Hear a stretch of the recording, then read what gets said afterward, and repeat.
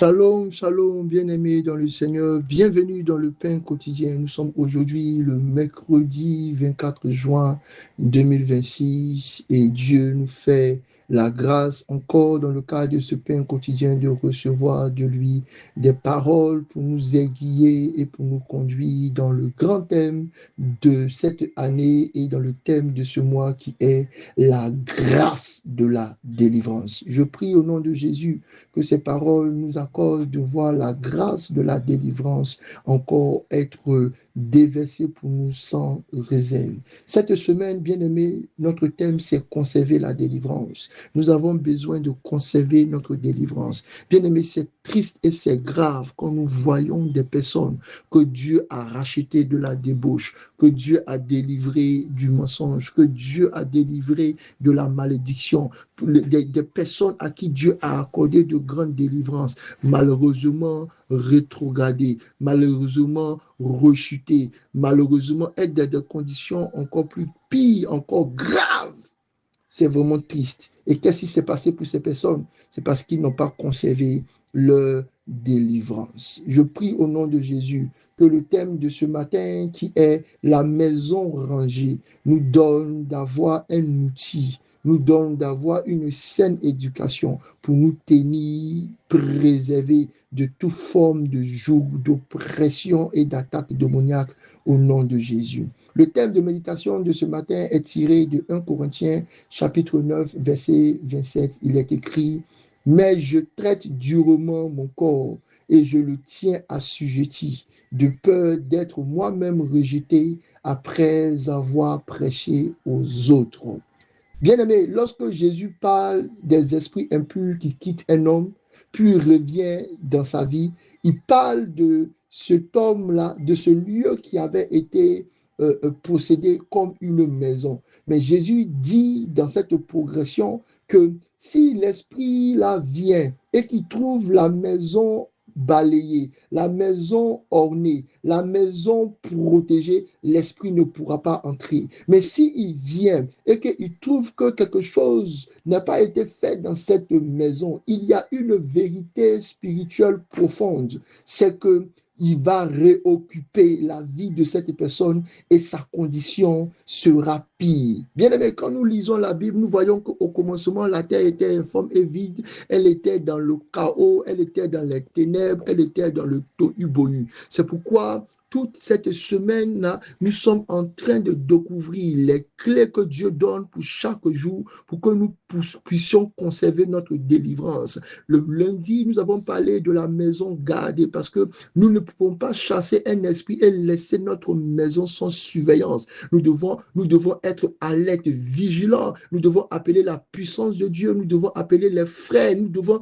mettre autour de nous une armée qui protège, une muraille qui protège, afin que nous puissions résister à l'assaut de l'ennemi. Ensuite, nous avons compris aussi que nous devons avoir une maison nettoyée. Parce que si dans votre maison, il y a encore des impuretés, je vous dis la vérité, les saletés, l'impureté attirent les mouches. Les mouches, ce sont les symboles des démons. Donc, on peut avoir la maison gardée, mais si à l'intérieur de nous-mêmes, il y a encore de la putréfaction, il y a encore de la saleté, il y aura des choses nouvelles naissantes. C'est pourquoi quand vous voyez des produits, des fruits en train de pourrir, même si votre maison est fermée, vous voyez des vermines apparaître. Pourquoi? Parce que les démons et les esprits mauvais peuvent revenir s'ils trouvent quelque chose en vous qui n'est pas pur. Et aujourd'hui, par le thème maison rangée, Dieu veut nous donner une astuce pour que nous puissions conserver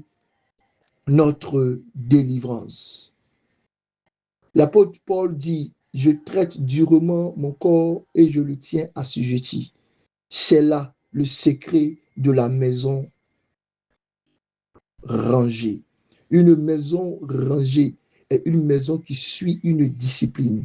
Une maison rangée est une maison qui suit des principes. Une maison rangée se tient assujettie à des règles. Bien aimé, un chrétien qui a une vie désordonnée, un chrétien qui ne respecte pas les principes, les règles, il va finir par retomber et il va finir par créer des brèches dans sa vie. Il sera attaqué et encore il va aller sous une autre oppression et il sera sous un loufado. C'est pourquoi la Bible dit que tout est permis, mais tout n'est pas utile. Je ne me laisserai pas assujettir. Ça veut dire quoi? Que la manière dont nous acceptons certaines choses, la manière dont nous faisons certaines choses, la manière dont nous nous autorisons certaines choses, la manière dont nous sommes à l'aise et nous décidons de ne pas nous priver, peuvent être un moyen, une porte dérobée par lequel le diable va revenir siéger et s'asseoir dans notre vie. Je prie au nom de Jésus que le Dieu de grâce, le Dieu de toute puissance nous donne cette révélation. Bien aimé, c'est quoi ranger sa maison? C'est quoi ranger sa vie? Le rangement, c'est une clé pour conserver sa délivrance parce que le rangement consiste à mettre les choses en ordre, à organiser, à classer, à prioriser. C'est un principe spirituel, mais pour notre vie physique, mais aussi pour notre vie spirituelle. Nous devons mettre de l'ordre dans nos émotions. Nous devons classer nos pensées. Nous devons organiser nos relations. Nous devons prioriser notre temps pour que notre vie spirituelle ne soit plus sous l'emprise des démons et que nous puissions conserver cette liberté et cette délivrance que Dieu nous a donnée. En un mot, cela veut dire que conserver la délivrance demande que nous ayons une sainte et pure discipline. Beaucoup crient à Dieu pour être libérés, mais quand vient la délivrance, beaucoup ne prennent pas le temps pour réorganiser leur vie après la victoire. Or, une maison mal entretenue finit par toujours se dégrader. Une maison mal rangée finit par toujours ouvrir une porte. On va perdre des objets, on va avoir des choses inutiles. C'est comme, en fait, quand vous regardez certaines personnes qui en sont pris par un esprit de folie, vous allez voir qu'ils vont avoir des bagages dans lesquels ils vont se remplir d'objets inutiles, d'objets sales. En fait, quand le démon est dans la vie de quelqu'un, on voit du désordre. Et si vous voulez montrer que vous avez reçu la délivrance, si vous voulez prouver, si vous voulez vraiment justifier que vous êtes dans la liberté, vous allez voir que votre vie doit être rangée. Vous devez nettoyer votre maison spirituelle de tous les objets inutiles. Vous devez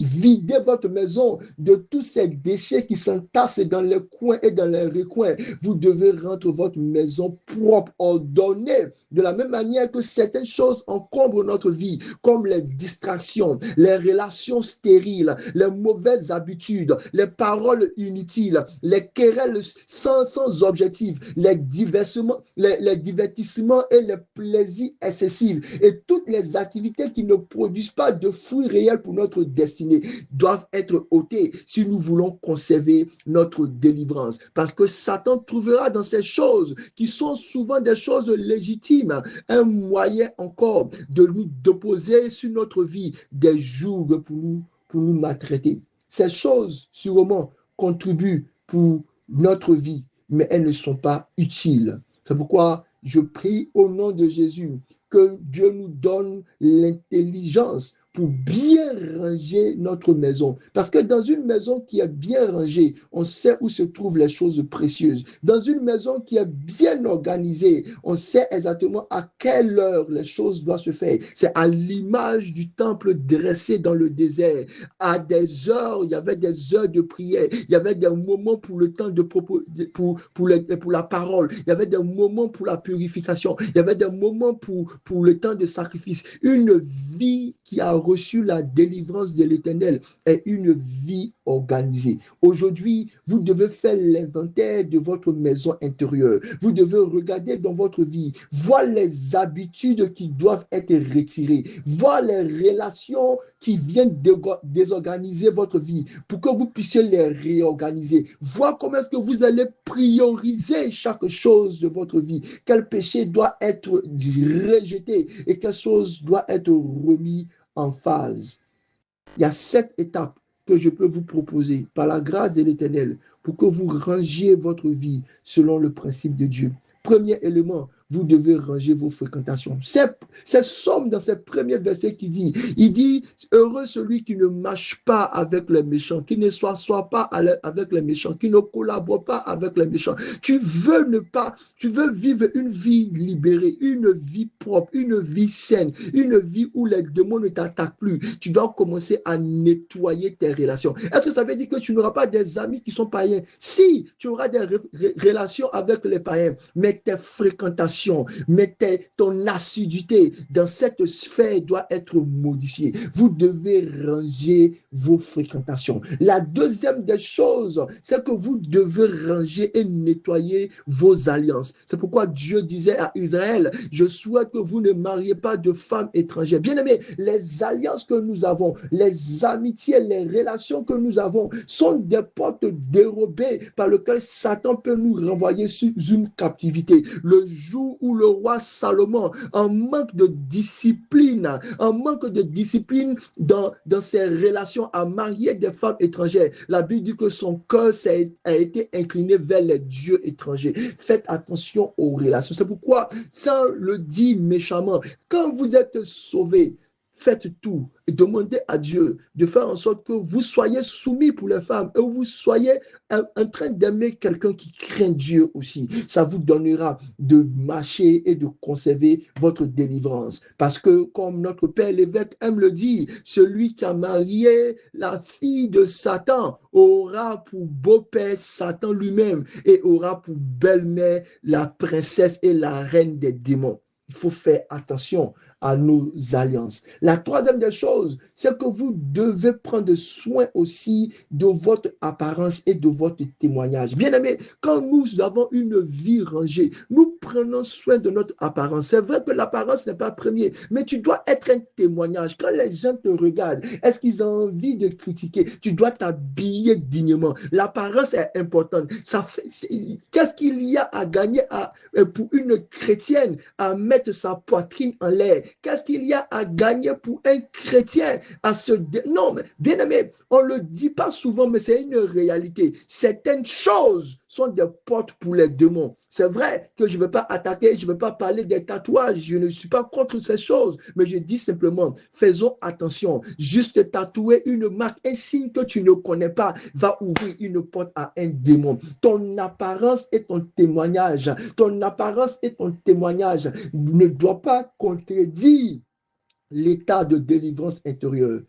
La quatrième des choses que je vous propose, c'est de ranger vos pensées. Nous sommes dans un monde où nous sommes bombardés par la distraction. Nous sommes bombardés par la distraction. Aujourd'hui, tu dois faire attention aux informations que tu consommes. Tu dois faire attention à qui est-ce que tu donnes ton oreille. Tu dois faire attention aux sentiments qui montent dans ton esprit. Les sentiments qui nourrissent la peur. Les sentiments qui nourrissent l'impureté. Les sentiments qui nourrissent la rébellion. Tu dois faire attention à toutes ces pensées-là si tu veux avoir une vie rangée. La Bible dit que tous ceux qui sont en Dieu, ils vont remettre captifs sur l'autorité de Christ leurs pensées et leur intelligence. Tu dois faire en sorte que ce que tu penses soit sain. La cinquième des choses que je peux vous proposer, c'est de ranger votre temps. Bien aimé, le temps est une ressource tellement importante que nous devons planifier nos temps. Nous devons prioriser nos temps. Nous devons réserver des moments de prière, des moments avec notre famille, des moments de repos, des moments pour le travail. Notre agenda doit être puissamment et divinement priorisé si nous voulons conserver un moment pour notre vie. Sinon, si ta vie n'est pas priorisée, si ton agenda n'est pas priorisé, à un certain moment, le diable peut t'inviter dans un endroit, dans une situation, dans un lieu, et puis une porte s'ouvrira pour une possession. Et là, pour terminer, nous devons ranger notre cœur.